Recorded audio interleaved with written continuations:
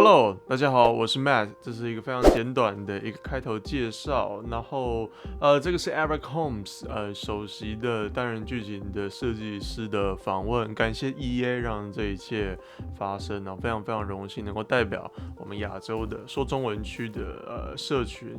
所以下面有很多的问题，完全是为社群问的。我相信大家非常的好奇。我觉得虽然他不能给出正确的答案，但是我们可以从他的眼神来判断一些回答。然后同时间还会有另外一部单人剧情的电影式动画 cutscene 的影片，我把它稍微集结在一起，我把它稍微结合在一起。所以如果大家期待的话，也可以过去看一下。然后当然，如果你不想要爆雷，完全不想要知道单人剧情的事情，就不要点开那部影片。所以这个礼拜完全都跟 War Story 战争故事、战地风云5的单人剧情有关。所以如果想得知更多的资讯的话，欢迎订阅电玩之夜为战地风云5，然后在下面留言告诉我你对于这个访问的想法。OK， 那我不要废话了。Okay, let's do this. So I do some research about your career. Some research, I mean Wikipedia. You used to work as Epic Games lead designer and had a chance to work on the classic Gears of War series. Is that correct? Oh, to be honest, I was in the building when Gears of War was getting made, and somehow they put me in the credits. But I basically playtested it a little bit now and again. I was in the building. I worked on other stuff at the time. Believe it or not, I actually worked on Fortnite. But whoa, yeah. Battlefield players in Taiwan are looking forward to the single-player campaign, especially the last chapter, The Last Tiger. Can you tell us more about the story or which historical incident it's based on? The context of it is, there was kind of a turning point, I suppose, that was there at the war. Where it's based is in the Rhine-Ruhr region of Germany. So it's just inside the borders of Germany, but it's kind of the last natural barrier over a major river. And once you're past that, you're kind of supposed to be sort of in the clear to advance on Berlin. So we wanted to take the Tiger, which is this icon of formidable German tanking power, and then put it in a battle that it can't win, because we know what happens. We know the Americans through. Yeah, so there's kind of an interesting crossover there with this fantastic icon of, in a way, it's the most iconic tank of World War II. It's massively more powerful than the Allied tanks that it's fighting, which are coming in large numbers to engage with it. So we're there on the banks of the Rhine, and in a city, we don't name what city it is. It could be one. It could be one of many, but there were many of these key bridges which the Allies rushed to try and grab to secure a path over the river. What's the most memorable experience during the working on the war stories? The most memorable experience working on it. Ooh. Let me think. Kind of a hard question. Something we're doing new in this game is we're using native language. Our German war story will be played in German by everyone. True for everything.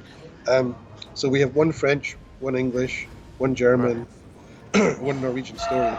There's always something really powerful when that comes to life in game for any one of those, especially when you don't know from that region. Yeah, hearing the tank crew in German coming alive as characters is definitely a really big moment in our game. We have a VO designer, Justin Langley, who's really, really good at making this stuff happen.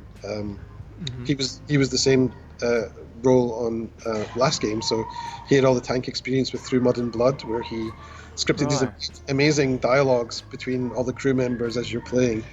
But this time, it's even more, I think, richer because of this foreign language component to it. So for each of the stories, I think feeling those characters come alive in gameplay in unexpected ways, that's always something really special.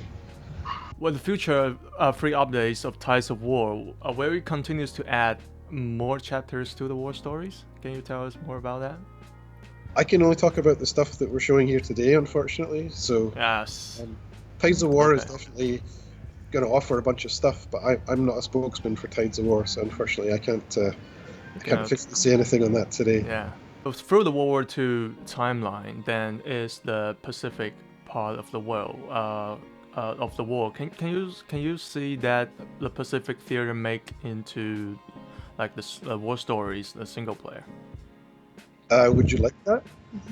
Because yeah, in like in Taiwan, in Chinese speaking region, we are all looking forward to the Pacific War, the Japanese versus the American. So we are all very excited to hear if there's any news about that, if there's any plan to put in the game.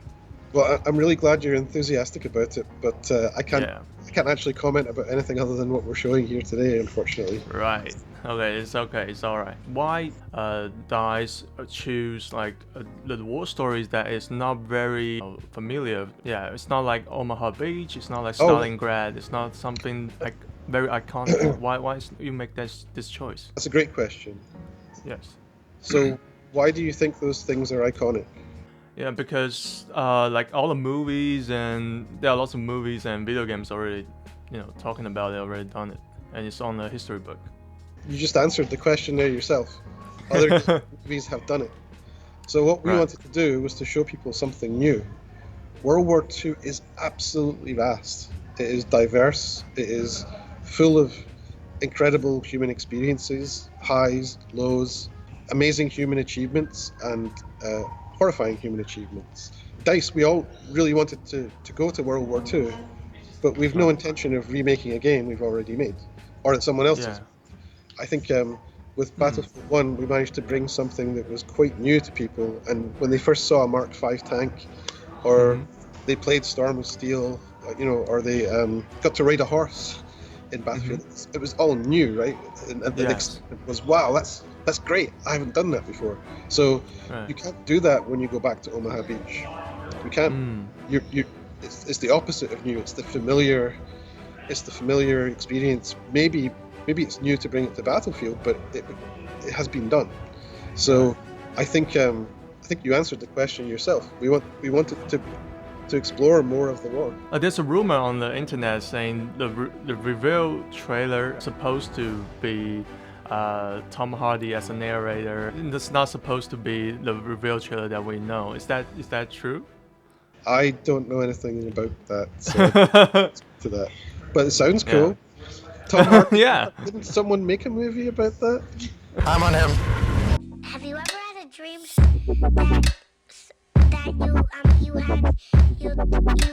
you could do so you could